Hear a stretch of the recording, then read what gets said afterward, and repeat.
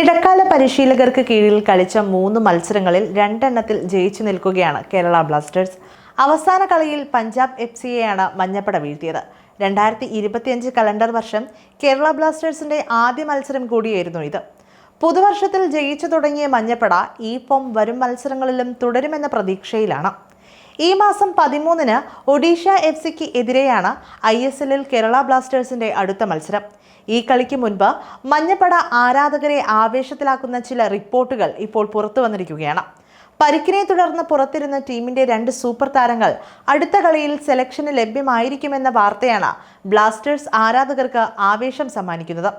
മുന്നേറ്റ നിരയിലെ സൂപ്പർ താരങ്ങളായ ഇഷാൻ പണ്ഡിതയും ജെസ്യൂസ് ജെമിനസുമാണ് ഒഡീഷയ്ക്കെതിരായ കളിയിൽ തിരിച്ചുവരവ് നടത്താൻ ഒരുങ്ങുന്നത്. ഇതിൽ ജെമിനസിന് പരിക്കിനെ തുടർന്ന് കഴിഞ്ഞ 3 മത്സരങ്ങളും നഷ്ടമായിരുന്നു. ഇഷാൻ പണ്ഡിതയാവട്ടെ ദീർഘകാലമായി പുറത്തായതിനാൽ ഈ സീസണിൽ ഒരു ISL മത്സരത്തിൽ പോലും കളിച്ചിട്ടില്ല. പരിക്കിൽ നിന്ന് പൂർണ്ണമായും മോചിതരായ ഇരുവരും നിലവിൽ ടീമിനൊപ്പം പരിശീലനം നടത്തുന്നുണ്ട്. അടുത്ത കളിയിൽ ഇരുവരും സ്ക്വാഡിലുണ്ടാകും. എന്നാൽ പരിക്ക് മാറിയെത്തുന്ന മത്സരമായതിനാൽ ഇവർ പകരക്കാരായി മൈതാനത്ത് എത്താനുള്ള സാധ്യതകളാണ് ഉയർന്നു നിൽക്കുന്നത്. 2023 മുതൽ കേരള ബ്ലാസ്റ്റേഴ്സിനൊപ്പമുള്ള ഇഷാൻ പണ്ഡിത ഈ സീസണിൽ ആകെ ഒരു മത്സരത്തിൽ മാത്രമാണ് കേരള ബ്ലാസ്റ്റേഴ്സിനായി കളിച്ചത്. ഡ്യൂറൻ കപ്പിലായിരുന്നു ഇത്. ഈ കളിയിൽ ഇരട്ട ഗോളുകൾ നേടാനും താരത്തിന് സാധിച്ചു. ഈ സീസണിൽ കേരള ബ്ലാസ്റ്റേഴ്സിലെത്തിയ ജെമിനസ് മിന്നും ഫോമിൽ കളിക്കുന്നതിനിടെയാണ് പരിക്ക് വില്ലനായത്. ISLൽ ഇക്കുറി കളിച്ച 12 മത്സരങ്ങളിൽ 9 ഗോളുകളും 1 അസിസ്റ്റുമാണ് ഈ സ്പാനിഷുകാരന്റെ സമ്പാദ്യം. നിലവിൽ ISLലെ ഗോളടി വേട്ടയിൽ 2ാമതാണ് അദ്ദേഹം.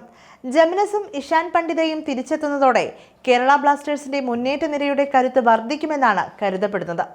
അതേസമയം കേരള ബ്ലാസ്റ്റേഴ്സിനെതിരായ കളിക്ക് ഇറങ്ങുന്നതിന് മുൻപ് ഒഡീഷ എഫ്സിക്ക് ചെറിയ തിരിച്ചടികൾ ലഭിച്ചു എന്നതും ശ്രദ്ധേയം. ഒഡീഷയുടെ പ്രധാന കളിക്കാരായ ഹ്യൂഗോ ബോമസിനും പ്യൂട്ടിയയ്ക്കും കേരള ബ്ലാസ്റ്റേഴ്സിനെതിരായ മത്സരം നഷ്ടമാകും. ചെന്നൈയിൻ എഫ്സിക്കെതിരെ നടന്ന അവസാന കളിയിൽ മഞ്ഞക്കാർഡ് ലഭിച്ചതാണ് ഇവർക്ക് തിരിച്ചടിയായത്. ഈ സീസണിൽ ഇരുവർക്കും കിട്ടുന്ന 4ാമത്തെ മഞ്ഞക്കാർഡായിരുന്നു ഇത്. 4 മഞ്ഞക്കാർഡുകൾ ലഭിക്കുന്ന കളിക്കാർക്ക് അടുത്ത മത്സരത്തിൽ സസ്പെൻഷൻ നേരിടേണ്ടി വരും. ഇതോടെയാണ് കേരള ബ്ലാസ്റ്റേഴ്സിനെതിരായ കളി ഇവർക്ക് നഷ്ടമാകുന്നത്. കേരള ബ്ലാസ്റ്റേഴ്സിന്റെ 2 താരങ്ങളും ഒഡീഷയ്ക്ക് എതിരെ കളിക്കാനുണ്ടാകില്ല എന്നതും ശ്രദ്ധേയം. മിലോസ് ഡ്രിൻസിച്ച്, ഡാനിഷ് ഫാറൂഖ് എന്നിവരാണിത്. ഇരുവരും അടുത്ത കളി സസ്പെൻഷൻ നേരിടുകയാണ്.